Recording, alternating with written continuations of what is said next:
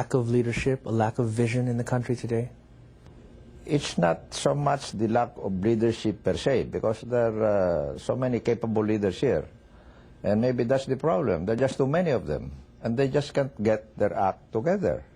And this is the challenge for the Arroyo government, in which I am trying to help as much as I can as a private citizen, as someone who was retired from public service. There are a couple of positive developments, though, sir.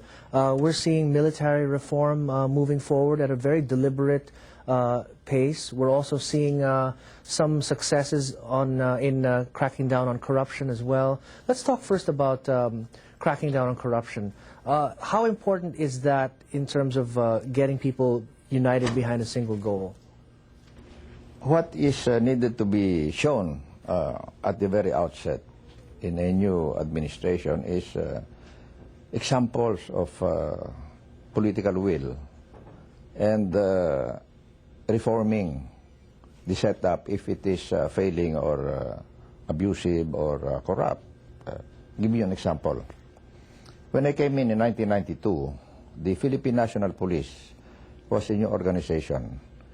It just had been separated from the armed forces of the Philippines and put in under a new department of the cabinet called the Department of Interior and Local Government. And that's where the National Police really belonged under our 1987 Constitution. Well, I called the incumbent chief of the National Police at that time, who was my colleague, my junior officer in the old armed forces, and I said very clearly, I said, Chief, I'm not going to reappoint you. Will you please take out your retirement papers, go on leave, and for your peace of mind, I'm going to ask the same thing of the 59 other senior police officers, generals and colonels below you, so that we can introduce a fresh kind of leadership in this new organization called the Philippine National Police. It used to be called, as you may recall, the Philippine Constabulary Integrated National Police, which I commanded for 14 years. So I knew more or less what was inside the organization. And why was that important, to make that gesture? Because of public perception about lack of efficiency, and especially because of some abusive and corrupt practices within the organization. Let's talk a little bit about military reform. The Philippine military is getting additional training to deal with counterterrorism. They have been going after erring officers. We see two generals who are on trial now. What do you make of all this? As a former military man, how would you assess the state of the Philippine military now, and where do you think it's headed? This is in the right direction. But I would like to see the senior generals on the part of the armed forces, in the Army, Navy, and the Air Force, as well as in the National Police itself, which is now separate, to be given a longer tenure in the respective assignments. What we are seeing is just too much of a revolving door policy, quoting from the media now.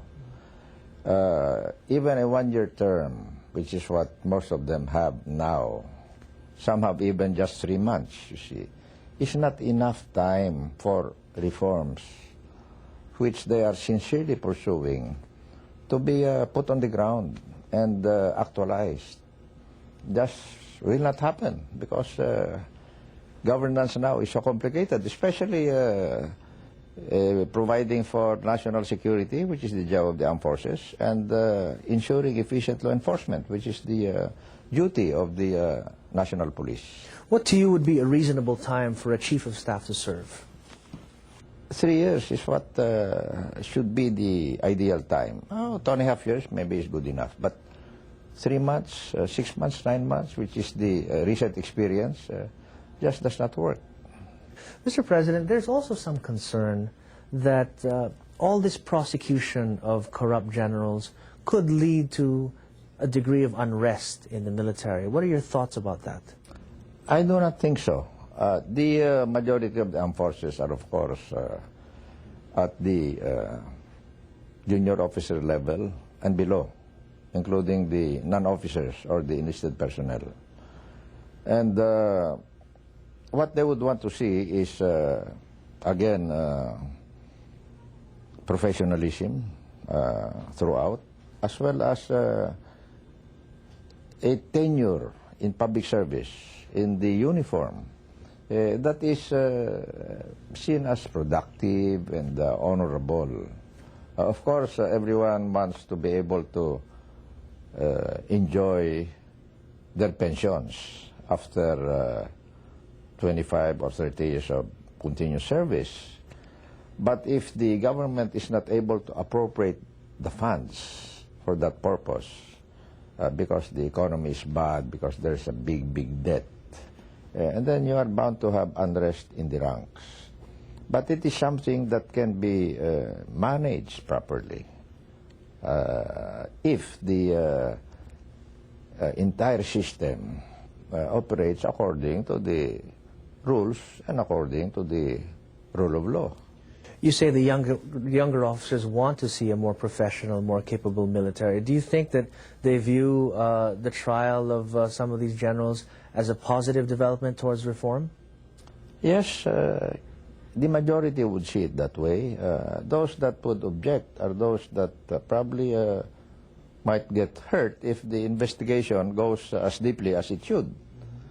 There are also many who are no longer in the active service who would want to have still an active role somewhere, either in the private sector or in government. Because there are opportunities for people who are retired at age 56. That is the terminal date in both the police and the military service. And there you are just really looking at a second career. But what you earned as benefits and pensions while serving in the uniform must be guaranteed to that person who is retiring. Going back to the issue of how the officers may view the trial of some allegedly corrupt generals, if they were to stop, if the trials or the investigations into corruption were to stop with the generals and not expand into possible complicity by civilian authorities, do you think that would satisfy the young officers, or do they want to see this reach its natural conclusion, meaning whoever gets caught in this investigation, let the chips fall where they may? I think the latter situation is more applicable and in the long run more favorable for the overall good of the institutions. Because we cannot say that the abuse or the anomalies are just confined to the higher ranks. But there must be a continuous process of weeding out the misfits and the so-called rogues in uniform, or as we say in the military and the police, the scalawags. That should be a continuous process, no matter who gets hit. Let me ask you